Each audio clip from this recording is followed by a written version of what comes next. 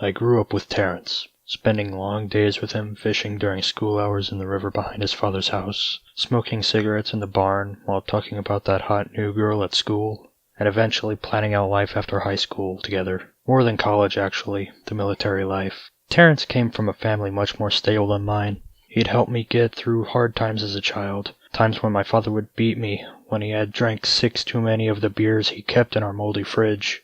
I've always had a way of blocking things like that out, and I hardly remember being beaten, nor do I remember my mother screaming that she wished I had never been born, or the times Uncle Nate played games in the barn I didn't want to play. They all seemed to just wash away, but they left psychological impact. And Terrence helped scrub that away the best he could over the years. "Don't worry," he'd say to me. "I promise. It'll get better." And I believed him. So we went the military together, Terrence and I. I think I learned more in the military than I had ever in my life. I learned how to respect myself and others. I learned how to navigate, how to relay messages coded and uncoded, and how to survive.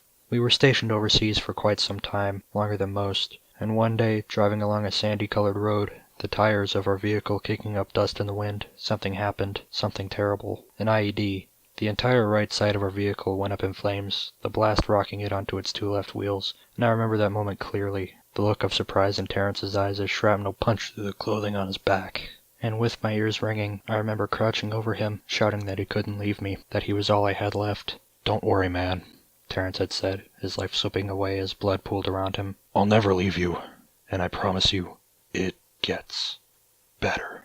Then he slipped away, and soon my tour was over, and I returned home. But I never was the same person. I suppose I was able to block out his death, just as I always had managed to block out trauma, but my health suffered. For one, I could no longer enjoy a movie. As soon as the lights started flashing on screen, I found myself curled in a ball, my mouth frothing, my memory of the last few moments gone.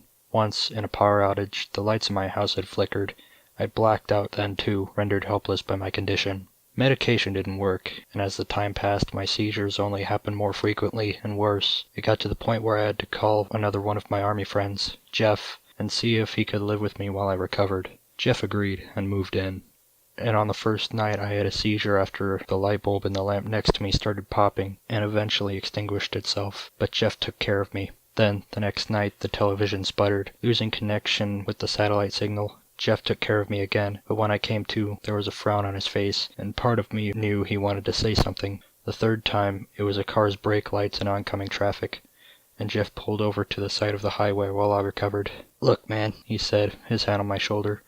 "I don't know who's doing this, or how, but someone is messing with you." "How so?" I croaked, tensing, knowing the answer before he spoke. "Because every time those lights flash, it's Morse code, and it's saying it doesn't get better." And I knew at that moment I didn't have epilepsy. Instead I was blocking something out. Terrence, and his message that after death, it doesn't get better. Hello everyone, I am Spectre, and thank you very much for watching my video. Please like and subscribe for more videos, and comment down below. And as always, have a